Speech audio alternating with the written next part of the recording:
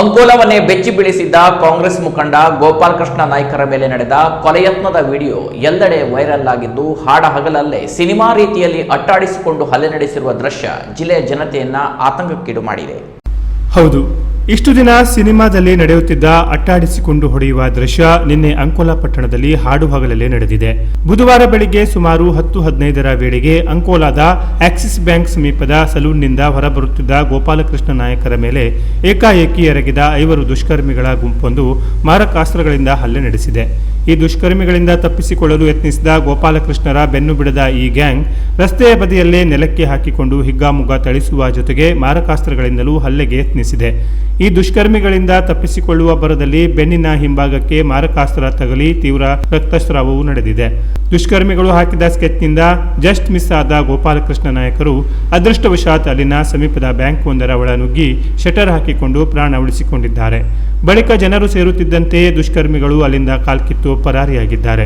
ಗೋಪಾಲಕೃಷ್ಣ ನಾಯಕರನ್ನು ಅಟ್ಟಾಡಿಸಿಕೊಂಡು ಹೊಡೆದ CCTV footage ಈಗ ಎಲ್ಲೆಡೆ ಸಖತ್ ವೈರಲ್ ಆಗುತ್ತಿದ್ದು ಆರೋಪಿಗಳ ಮುಖಚರ್ಯೆ ಕೂಡ ಈಗ ರಿವೀಲ್ ಆಗಿದೆ. ಅಲ್ಲದೆ ಈ ಗ್ಯಾಂಗ್ ಫೋನ್ನಲ್ಲಿ ಮಾತಾಡಿಕೊಂಡು ಹೋಗುತ್ತಿರುವ ಆಡಿಯೋ ಕೂಡ ವೈರಲ್ ಆಗಿರುವುದು ಇದೀಗ ಸದ್ದು ಮಾಡಿದೆ. ಈ ಪ್ರಕರಣಕ್ಕೆ ಸಂಬಂಧಿಸಿದಂತೆ ಪೊಲೀಸರ ತೀವ್ರ ಕಾರ್ಯಾಚರಣೆ ನಡೆಸಿ ಮಾಜಾಳಿ ಚೆಕ್ ಪೋಸ್ಟ್ನಲ್ಲೇ 4 ಆರೋಪಿಗಳನ್ನು ವಶಕ್ಕೆ ಪಡೆದಿದ್ದಾರೆ. ಇನ್ನು ಈ ಪ್ರಕರಣ ಪ್ರಮುಖ ಇನ್ನಿಬ್ಬರು ಆರೋಪಿಗಳು ತಪ್ಪಿಸಿಕೊಂಡಿದ್ದು ಅವರ ಬಂಧನಕ್ಕೂ ಶೋಧ ಕಾರ್ಯಾಚರಣೆ ನಡೆದಿದೆ.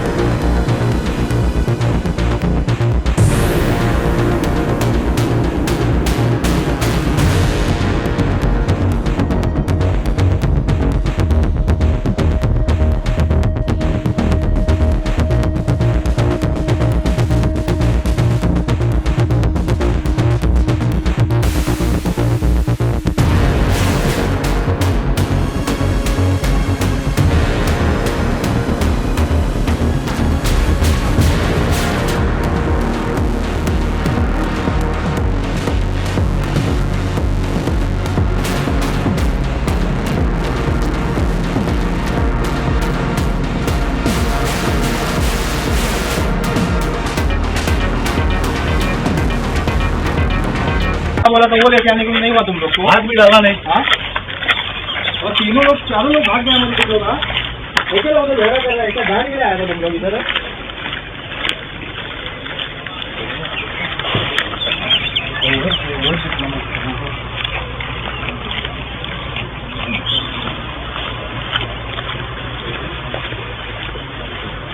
ಮೇಲ್ನೋಟಕ್ಕೆ ಇದೊಂದು ಸುಪಾರಿ ನೀಡಿದ ಪ್ರಕರಣ ಎಂಬ ಅನುಮಾನ ಬಲವಾಗಿದ್ದು ಈ ಡೀಲ್ ನೀಡಿದ ಕಿಂಗ್ ಪಿನ್ನ ಪತ್ತೆಗಾಗಿ ಪೊಲೀಸ್ ಅಧಿಕಾರಿಗಳು ವಿಶೇಷ ತಂಡ ರಚನೆಯಾಗಿದ್ದು ಯಾವುದೇ ಕ್ಷಣದಲ್ಲೂ ಆ ಕಿಂಗ್ ಪಿನ್ ಪೊಲೀಸ್ ಅತಿಥಿಯಾಗುವ ಸಾಧ್ಯತೆ ಇದೆ ಎಂದೇ ಹೇಳಲಾಗುತ್ತಿದೆ. ಇನ್ನು ಹಲ್ಲೆಗೊಳಗಾದ ಗೋಪಾಲಕೃಷ್ಣ ನಾಯ್ಕರು ಗೃಹ ಸಚಿವ ಜಿ ಪರಮೇಶ್ವರ್ ಅವರ ಆಪ್ತ ವಲಯದಲ್ಲಿ ಗುರುತಿಸಿಕೊಂಡಿದ್ದರಿಂದ ಈ ಪ್ರಕರಣದ ಬಗ್ಗೆ ಮಾಧ್ಯಮಗಳಿಗೆ ಹೇಳಿಕೆ ನೀಡಿದ ಗೃಹ ಸಚಿವರು ಗೋಪಾಲಕೃಷ್ಣ ನಾಯಕರು ಈಗ ಕ್ಷೇಮವಾಗಿದ್ದು ಯಾವುದೇ ತೊಂದರೆ ಇಲ್ಲ ಎಂದು ವೈದ್ಯರು ತಿಳಿಸಿದ್ದಾರೆ. ಘಟನೆಯ ಬಳಿಕ ನಾನು ಕೂಡ ಅವರ ಜೊತೆ ಮಾತನಾಡಿದ್ದು ಪ್ರಕರಣಕ್ಕೆ ಸಂಬಂಧಿಸಿದಂತೆ ನಮ್ಮ ಪೊಲೀಸರು 4 ಆರೋಪಿಗಳನ್ನು ಈಗಾಗಲೇ ಬಂಧಿಸಿದ್ದಾರೆ.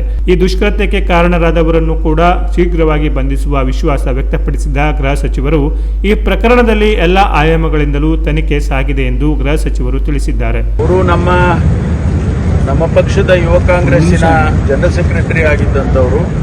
ಕಳೆದ ಬಾರಿ ಅವರು ವಿಧಾನಸಭೆಗೆ ಟಿಕೆಟ್ ಕೂಡ ಕೇಳಿದ್ರು. ಬೆಳಿಗ್ಗೆ ಇದ್ದಕ್ಕಿದ್ದಾಗೆ ಅವ್ರ ಮೇಲೆ ಹಲ್ಲೆ ಮಾಡಿದ್ದಾರೆ. ಅವರು ಯಾರಂತ ಇನ್ನೂ ನಮಗೆ ಗೊತ್ತಿಲ್ಲ. ಅವರಾದ್ರೆ ಈಗಾಗಲೇ 4-5 ಜನರನ್ನು ಸೆಕ್ಯೂರ್ ಮಾಡಿದ್ದಾರೆ.